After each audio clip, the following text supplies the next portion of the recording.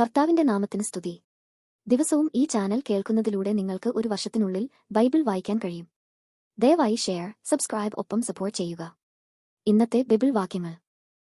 ലേവ്യ പുസ്തകം 9 അധ്യായം 1 മുതലുള്ള വാക്യങ്ങൾ. ലേവ്യ പുസ്തകം 9 അധ്യായം 1 മുതലുള്ള വാക്യങ്ങൾ.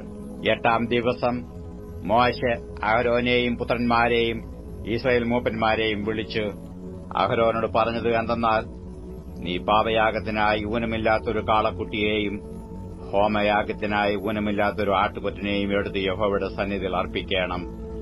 എന്നാൽ ഇസ്രായേൽ മക്കളോട് നീ പറയേണ്ടത് എന്തെന്നാൽ, യഹോവയുടെ സന്നിധിയിൽ യാഗം കഴിക്കേണ്ടതിന് നിങ്ങൾ പാപയാഗത്തിനായി ഊനമില്ലാത്ത ഒരു കോലാട്ടിനെയും ഹോമയാഗത്തിനായി 1 വയസ്സ് പ്രായമുള്ള ഊനമില്ലാത്ത ഒരു കാളക്കുട്ടിയെയും 1 വയസ്സ് പ്രായമുള്ള ഊനമില്ലാത്ത ഒരു ചെമ്മരിയാട്ടിൻകുട്ടിയെയും സമാധാനയാഗത്തിനായി ഒരു കാളയെയും ഒരു ചെമ്മരിയാട്ടുകൊറ്റനെയും എണ്ണ ചേർത്ത ഭോജനയാഗത്തെയും എടുപ്പീൻ. യഹോവ ഇന്ന് നിങ്ങൾക്ക് പ്രത്യക്ഷനാകും. മോശെ കൽപ്പിച്ചവയെ അവർ സമാഗമന കൂടാരത്തിന് മുമ്പിൽ കൊണ്ടുവന്നു. സഭ മുഴുവനും അടുത്തുവന്ന് യഹോവയുടെ സന്നിധിയിൽ നിന്നു. അപ്പോൾ മോശെ, നിങ്ങൾ ചെയ്യണമെന്ന് യഹോവ കൽപ്പിച്ച കാര്യം ഇതാകുന്നു. യഹോവയുടെ തേജസ് നിങ്ങൾക്ക് പ്രത്യക്ഷമാകും എന്ന് പറഞ്ഞു. അഹരോനോട് മോശെ, നീ യാഗപീഠത്തിന്റെ അടുക്കൽ ചെന്ന് യഹോവ കൽപ്പിച്ചതുപോലെ നിന്റെ പാപയാഗവും ഹോമയാഗവും അർപ്പിച്ച് നിനക്കും ജനത്തിനു വേണ്ടി പ്രായശ്ചിത്തം കഴിച്ച് ജനത്തിന്റെ വഴിപാട് അർപ്പിച്ചു അവർക്കായിട്ടും പ്രായശ്ചിത്തം കഴിക്ക എന്ന് പറഞ്ഞു.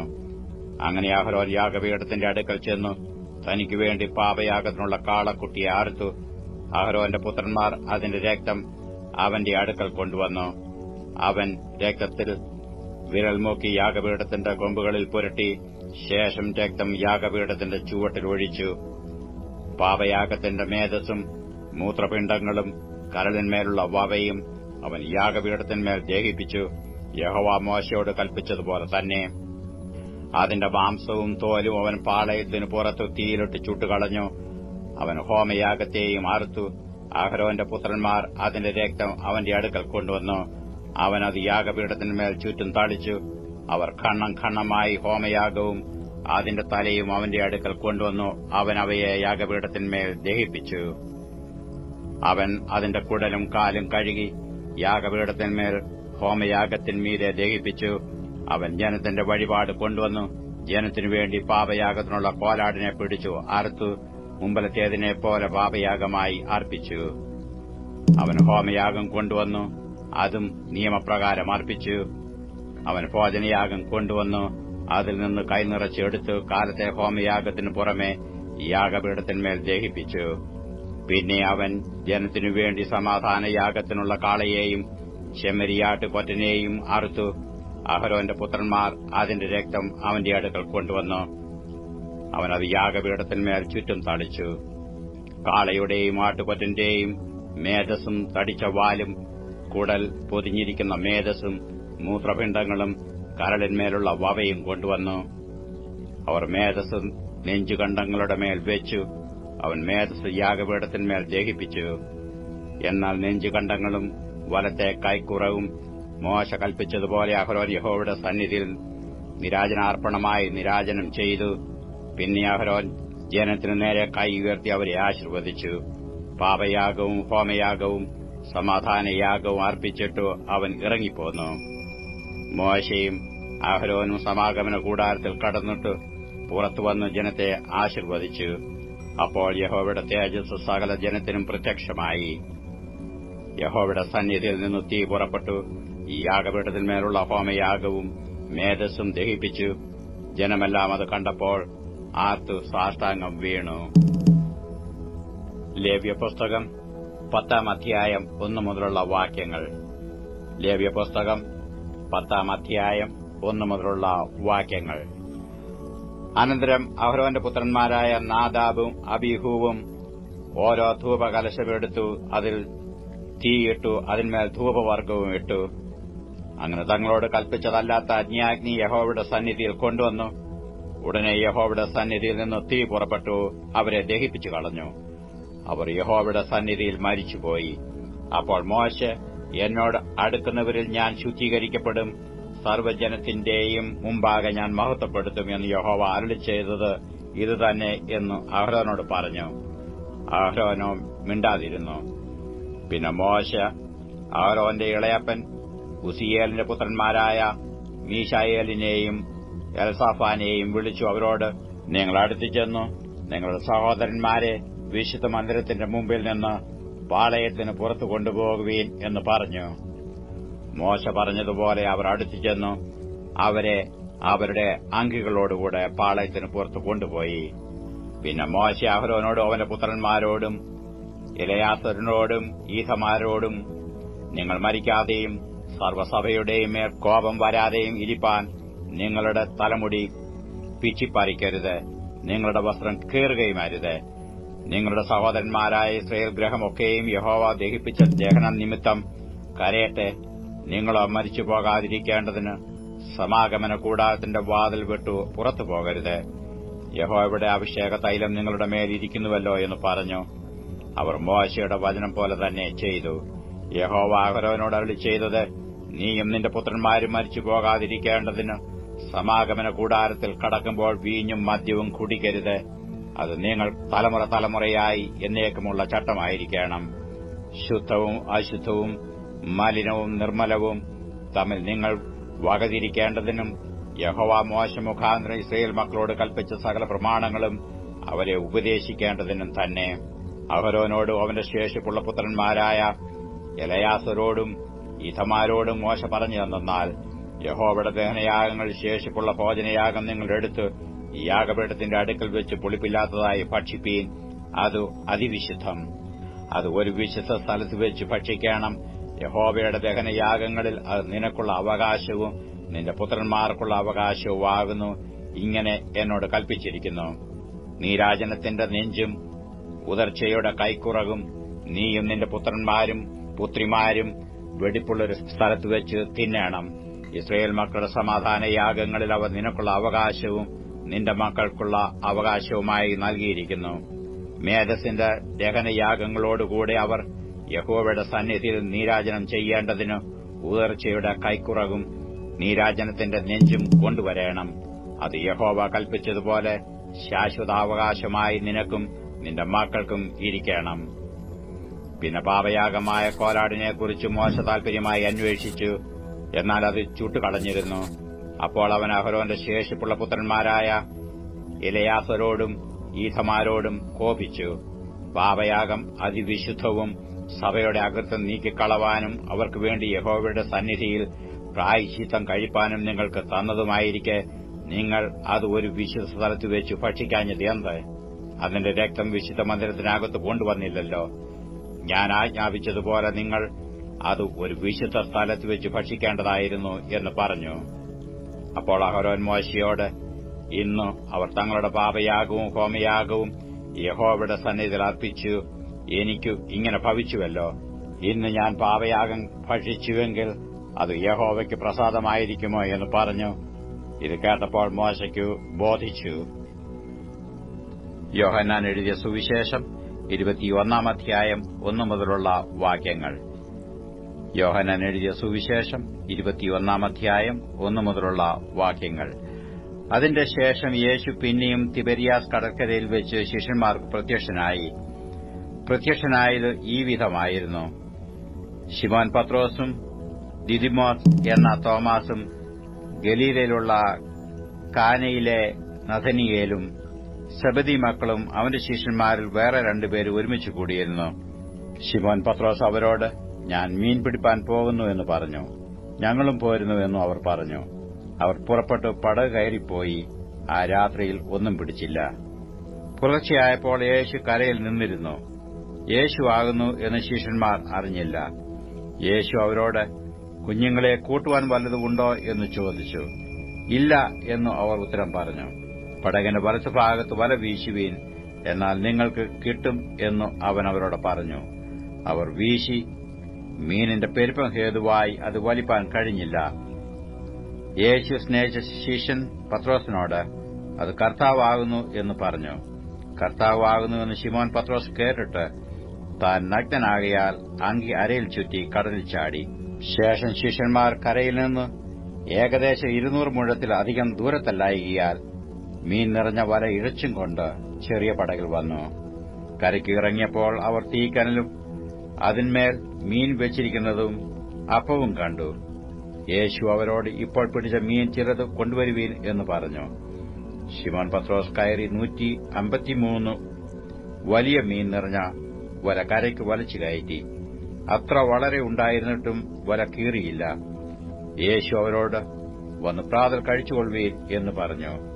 കർത്താവാകുന്നുവെന്ന് അറിഞ്ഞിട്ട് ശിഷ്യന്മാരിൽ ഒരുത്തനും നീ ആർ എന്നും അവനോട് ചോദിപ്പാൻ തുനിഞ്ഞില്ല. യേശു വന്നു അപ്പമെടുത്തു അവർക്ക് കൊടുത്തു. മീനും അങ്ങനെ തന്നെ. യേശു മരിച്ചവരിൽ നിന്ന് ഉയർത്തെഴുന്നേറ്റ ശേഷം ഇങ്ങനെ 3-ാം പ്രാവശ്യം ശിഷ്യന്മാർക്ക് പ്രത്യക്ഷനായി. അവർ പ്രാതൽ കഴിച്ച ശേഷം യേശു ശിമോൻ പത്രോസിനോട്, യോഹന്നാന്റെ മകനായ ശിമോനെ, നീ ഇവരിൽ അധികമായി എന്നെ സ്നേഹിക്കുന്നുവോ എന്ന് ചോദിച്ചു. അതിന് ഉവ്വ് കർത്താവേ, എനിക്ക് നിന്നോട് പ്രിയമുണ്ട് എന്ന് നീ അറിയുന്നുവല്ലോ എന്ന് പറഞ്ഞു. എന്റെ കുഞ്ഞാടുകളെ മേയ്ക്ക എന്ന് അവൻ അവനോട് പറഞ്ഞു. രണ്ടാമതും അവനോട്, യോഹന്നാന്റെ മകനായ ശിമോനെ, നീ എന്നെ സ്നേഹിക്കുന്നുവോ എന്ന് ചോദിച്ചു. അതിനു അവൻ, ഉവ്വ് കർത്താവേ, എനിക്ക് നിന്നോട് പ്രിയമുണ്ട് എന്ന് നീ അറിയുന്നുവല്ലോ എന്ന് പറഞ്ഞു. എന്റെ ആടുകളെ പാലിക്ക എന്ന് അവൻ അവനോട് പറഞ്ഞു. മൂന്നാമതും അവനോട്, യോഹന്നാന്റെ മകനായ ശിമോനെ, നിനക്ക് എന്നോട് പ്രിയമുണ്ടോ എന്ന് ചോദിച്ചു. എന്നോട് പ്രിയമുണ്ടോ എന്ന് മൂന്നാമതും ചോദിക്കാൻ പത്രോസ് ദുഃഖിച്ചു. കർത്താവേ, നീ സകലവും അറിയുന്നു, എനിക്ക് നിന്നോട് പ്രിയമുണ്ട് എന്നും നീ അറിയുന്നു എന്നും അവനോട് പറഞ്ഞു. യേശു അവനോട്, എന്റെ ആടുകളെ മേയ്ക്ക. ആമേൻ ആമേൻ, ഞാൻ നിന്നോട് പറയുന്നു, നീ യൗവനക്കാരനായിരുന്നപ്പോൾ നീ തന്നെ അരകെട്ടി ഇഷ്ടമുള്ളിടത്ത് നടന്നു. വയസ്സനായ ശേഷമോ നീ കൈ നീട്ടുകയും മറ്റൊരുത്തൻ നിന്റെ അരകെട്ടി നിനക്ക് ഇഷ്ടമില്ലാത്ത ഇടത്തേക്ക് നിന്നെ കൊണ്ടുപോവുകയും ചെയ്യും എന്ന് പറഞ്ഞു. അതിനാൽ അവൻ ഇന്നവിധം മരണം കൊണ്ട് ദൈവത്തെ മഹത്വപ്പെടുത്തും എന്നു അവൻ സൂചിപ്പിച്ചു. ഇത് പറഞ്ഞിട്ട് എന്നെ അനുഗമിക്ക എന്നു അവനോട് പറഞ്ഞു. പത്രോസ് തിരിഞ്ഞ് യേശു സ്നേഹിച്ച ശിഷ്യൻ പിൻചെല്ലുന്നത് കണ്ടു അത്താഴത്തിൽ അവന്റെ നെഞ്ചോട് ചാഞ്ഞുകൊണ്ട്, കർത്താവെ, നിന്നെ കാണിച്ചു കൊടുക്കുന്നവൻ ആർ എന്ന് ചോദിച്ചത് ഇവൻ തന്നെ. അവനെ പത്രോസ് കണ്ടിട്ട്, കർത്താവെ, ഇവന് എന്തു ഭവിക്കും എന്ന് യേശുവിനോട് ചോദിച്ചു. യേശു അവനോട്, ഞാൻ വരുവോളം ഇവൻ ഇരിക്കണമെന്ന് എനിക്കിഷ്ടമുണ്ടെങ്കിൽ അത് നിനക്കെന്ത്? നീ എന്നെ അനുഗമിക്ക എന്ന് പറഞ്ഞു. ആകയാൽ ആ ശിഷ്യൻ മരിക്കയില്ല എന്നൊരു ശ്രുതി സഹോദരന്മാരുടെ ഇടയിൽ പരന്നു. യേശു അവൻ മരിക്കയില്ല എന്നല്ല, ഞാൻ വരുവോളം ഇവൻ ഇരിക്കണം എന്ന് എനിക്ക് ഇഷ്ടമുണ്ടെങ്കിൽ അത് നിനക്കെന്ത് എന്നത്രേ അവനോട് പറഞ്ഞത്. ഈ ശിഷ്യൻ ഇതിനെക്കുറിച്ച് സാക്ഷ്യം പറയുന്നവനും ഇത് എഴുതിയവനും ആകുന്നു. അവന്റെ സാക്ഷ്യം സത്യം എന്ന് ഞങ്ങൾ അറിയുന്നു. യേശു ചെയ്തത് മറ്റു പലതുമുണ്ട്. അത് ഓരോന്നായി എഴുതിയാൽ എഴുതിയ പുസ്തകങ്ങൾ ലോകത്തിൽ തന്നെയും ഒതുങ്ങുകയില്ല എന്ന് ഞാൻ നിരൂപിക്കുന്നു. 50-ാം സങ്കീർത്തനം 1 മുതലുള്ള വാക്യങ്ങൾ. 50-ാം സങ്കീർത്തനം 1 മുതലുള്ള വാക്യങ്ങൾ. ദൈവം, യഹോവയായ ദൈവം അരുളിച്ചെയ്തു, സൂര്യന്റെ ഉദയം മുതൽ അസ്തമയം വരെ ഭൂമിയെ വിളിക്കുന്നു. സൗന്ദര്യത്തിന്റെ പൂർണ്ണതയായ സിയോനിൽ നിന്ന് ദൈവം പ്രകാശിക്കുന്നു. നമ്മുടെ ദൈവം വരുന്നു, മൗനമായിരിക്കുകയില്ല. അവന്റെ മുമ്പിൽ തീ ദഹിപ്പിക്കുന്നു. അവന്റെ ചുറ്റും വലിയൊരു കൊടുങ്കാറ്റടിക്കുന്നു. തന്റെ ജനത്തെ ന്യായം വിധിക്കേണ്ടതിന് അവൻ മേലിൽ നിന്ന് ആകാശത്തെയും ഭൂമിയെയും വിളിക്കുന്നു. യാഗം കഴിച്ചു എന്നോട് നിയമം ചെയ്തവരായ എന്റെ വിശുദ്ധന്മാരെ എന്റെ അടുക്കൽ കൂട്ടുവീൻ. ദൈവം തന്നെ ന്യായാധിപതിയായിരിക്കയാൽ ആകാശം അവന്റെ നീതിയെ ഘോഷിക്കും. എന്റെ ജനമേ കേൾക്ക, ഞാൻ സംസാരിക്കും. ഇസ്രയേലെ, ഞാൻ നിന്നോട് സാക്ഷീകരിക്കും. ദൈവമായ ഞാൻ നിന്റെ ദൈവമാകുന്നു. നിന്റെ ഹനനയാഗങ്ങളെക്കുറിച്ച് ഞാൻ നിന്നെ ശാസിക്കുന്നില്ല. നിന്റെ ഹോമയാഗങ്ങൾ എപ്പോഴും എന്റെ മുമ്പാകെ ഇരിക്കുന്നു. നിന്റെ വീട്ടിൽ നിന്ന് കാളയെയോ നിന്റെ തൊഴുത്തുകളിൽ നിന്ന് കോലാട്ടുകൊറ്റന്മാരെയോ ഞാൻ എടുക്കയില്ല. കാട്ടിലെ സകല മൃഗവും പർവ്വതങ്ങളിലെ 1000 ജന്തുക്കളും എനിക്കുള്ളവയാകുന്നു. മലകളിലെ പക്ഷികളെയൊക്കെയും ഞാൻ അറിയുന്നു. വയലിലെ ജന്തുക്കളും എനിക്കുള്ളവ തന്നെ. എനിക്ക് വിശന്നാൽ ഞാൻ നിന്നോട് പറകയില്ല. ഭൂലോകവും അതിന്റെ നിറവും എന്റേതത്രേ. ഞാൻ കാളകളുടെ മാംസം തിന്നുമോ? കോലാട്ടുകൊറ്റന്മാരുടെ രക്തം കുടിക്കുമോ? ദൈവത്തിന് സ്തോത്രയാഗം അർപ്പിക്ക. അത്യുന്നതിന് നിന്റെ നേർച്ചകളെ കഴിക്ക. കഷ്ടകാലത്ത് എന്നെ വിളിച്ചപേക്ഷിക്ക. ഞാൻ നിന്നെ വിടുവിക്കുകയും നീ എന്നെ മഹത്വപ്പെടുത്തുകയും ചെയ്യും. എന്നാൽ ദുഷ്ടനോട് ദൈവം അരുളി ചെയ്യുന്നു, നീ എന്റെ ചട്ടങ്ങളെ അറിയിപ്പാനും എന്റെ നിയമത്തെ നിന്റെ വായിൽ എടുപ്പാനും നിനക്കെന്ത് കാര്യം? നീ ശാസനയെ വെറുത്തു എന്റെ വചനങ്ങളെ നിന്റെ പുറകിൽ എറിഞ്ഞുകളയുന്നുവല്ലോ. കള്ളനെ കണ്ടാൽ നീ അവന് അനുകൂലപ്പെടുന്നു, വ്യഭിചാരികളോട് നീ പങ്കുകൂടുന്നു. നിന്റെ വായ് നീ ദോഷത്തിന് വിട്ടുകൊടുക്കുന്നു, നിന്റെ നാവ് വഞ്ചന പിണയ്ക്കുന്നു. നീ ഇരുന്നു നിന്റെ സഹോദരന് വിരോധമായി സംസാരിക്കുന്നു, നിന്റെ അമ്മയുടെ മകനെക്കുറിച്ച് അപവാദം പറയുന്നു. ഇവ നീ ചെയ്തു ഞാൻ മിണ്ടാതിരിക്കുക. ഞാൻ നിന്നെപ്പോലെയുള്ളവനെന്ന് നിരൂപിച്ചു. എന്നാൽ ഞാൻ നിന്നെ ശാസിച്ച് നിന്റെ കണ്ണിൽ മുമ്പിൽ അവയെ നിരത്തിവെക്കും. ദൈവത്തെ മറക്കുന്നവരെ ഇത് ഓർത്തുകൊള്ളുവീൻ, അല്ലെങ്കിൽ ഞാൻ നിങ്ങളെ കീറിക്കളയും. വെടിവെപ്പാൻ ആരുമുണ്ടാകുകയുമില്ല. സ്തോത്രമെന്ന യാഗമർപ്പിക്കുന്നവൻ എന്നെ മഹത്വപ്പെടുത്തുന്നു. തന്റെ നടപ്പിനെ ക്രമപ്പെടുത്തുന്നവന് ഞാൻ ദൈവത്തിന്റെ രക്ഷയെ കാണിക്കും.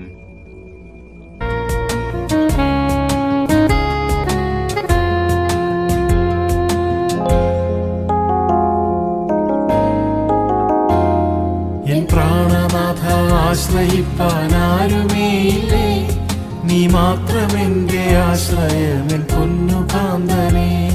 എൻ പ്രാണനാഥ ആശ്രയിപ്പാനാരുമേയില്ലേ, നീ മാത്രമെന്റെ ആശ്രയമെൻ പൊന്നുകാന്തനെ. നീ വിളിച്ചതാലെ നിന്നെ പിൻപറ്റിയിടുന്നേ, പ്രിയ കൈവിടല്ലേ, താങ്ങിടണേ അന്ത്യം വരെയും. എൻ പ്രാണനാഥ ആശ്രയിപ്പാനാരുമേയില്ലേ, നീ മാത്രമെന്റെ ആശ്രയമെൻ പൊന്നുകാന്തനെ. എൻ പ്രാണനാഥ ആശ്രയിപ്പാനാരുമേയില്ലേ, നീ മാത്രമെന്റെ ആശ്രയമെൻ പൊന്നുകാന്തനെ.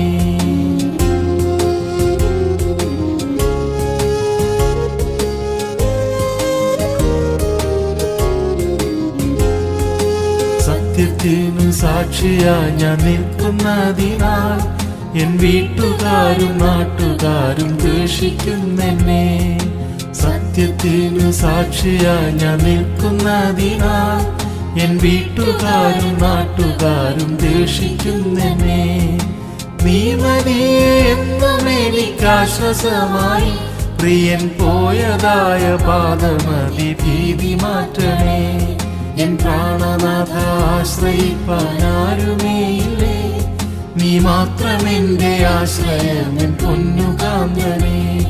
എൻ പ്രാണനാഥ ആശ്രയിപ്പാനാരുമേയില്ലേ, നീ മാത്രമെന്റെ ആശ്രയമെൻ പൊന്നുകാന്തനെ.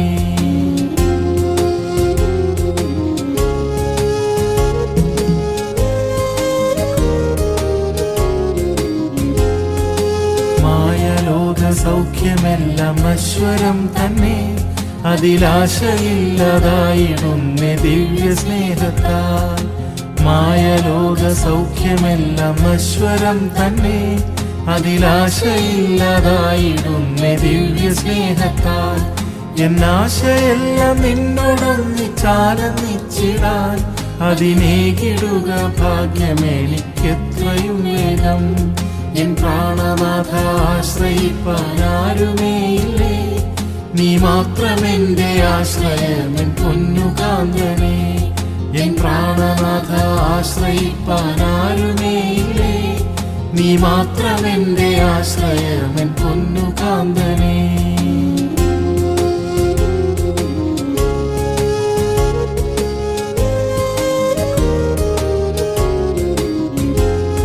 നീ വന്നതാലെ ധന്യനാ ഞാൻ ഭാഗ്യവാനായി, നീ തന്നതാലെ ദിവ്യരക്ഷ നിന്മരണത്താൽ. നീ വന്നതാലെ ധന്യനാ ഞാൻ ഭാഗ്യവാനായി, നീ തന്നതാലെ ദിവ്യരക്ഷ നിന്മരണത്താൽ. ശോഭയേറും സ്വർപ്പുരത്തിൽ ചേർന്നിടും നാളിൽ എൻ ഭാഗ്യമനൽപ്പം പ്രിയനെ ആനന്ദിക്കുന്നേ. എൻ പ്രാണനാഥ ആശ്രയിപ്പാനാരുമേയില്ലേ, നീ മാത്രമെന്റെ ആശ്രയമെൻ പൊന്നുകാന്തനെ. എൻ പ്രാണനാഥ ആശ്രയിപ്പാനാരുമേയില്ലേ, നീ മാത്രമെന്റെ ആശ്രയമെൻ പൊന്നുകാന്തനെ.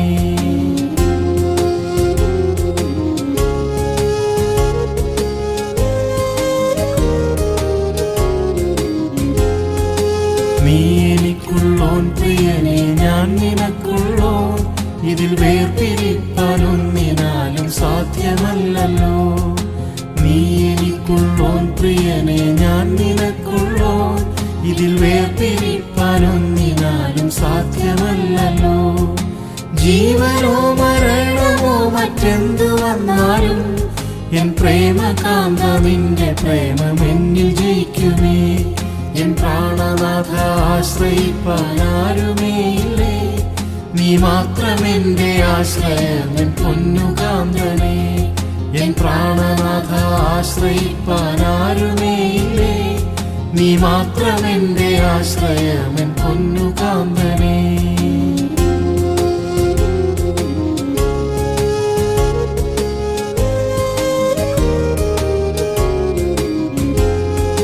ലോകം ജഡം സാത്താനുമായി പോർ ചെയ്തിടുന്നേ, ഇതെന്നു തീരുമെൻ പ്രിയനെ താമസിക്കല്ലേ. ലോകം ജഡം സാത്താനുമായി പോർ ചെയ്തിടുന്നേ, ഇതെന്നു തീരുമെൻ പ്രിയനെ താമസിക്കല്ലേ. നീ വരുന്ന ഭാഗ്യദേശ ചേർന്നിടുമേ ഞാൻ, എൻ യുദ്ധമെല്ലാം തീർന്നു നിന്നിൽ മോദിച്ചിടുമേ. എൻ പ്രാണനാഥ ആശ്രയിപ്പാനാരുമേയില്ലേ, നീ മാത്രമെന്റെ ആശ്രയം എൻ പൊന്നുകാന്തനേ. എൻ പ്രാണനാഥ ആശ്രയിപ്പാനാരുമേയില്ലേ, നീ മാത്രമെന്റെ ആശ്രയം എൻ പൊന്നുകാന്തനേ.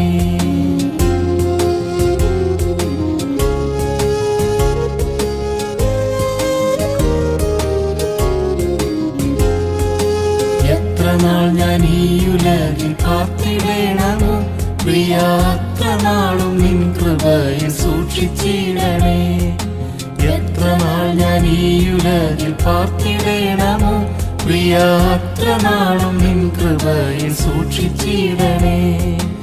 എന്നുമേഘെ വന്നിടുമോ എന്നെ ചേർത്തിടാൻ, വേഗം വന്നു എന്നെ ചേർത്തിടേണേ കാത്തിരിക്കുന്നേ. എൻ പ്രാണനാഥ ആശ്രയിപ്പാനാരുമേയില്ലേ, നീ മാത്രമെന്റെ ആശ്രയം എൻ പൊന്നുകാന്തനേ.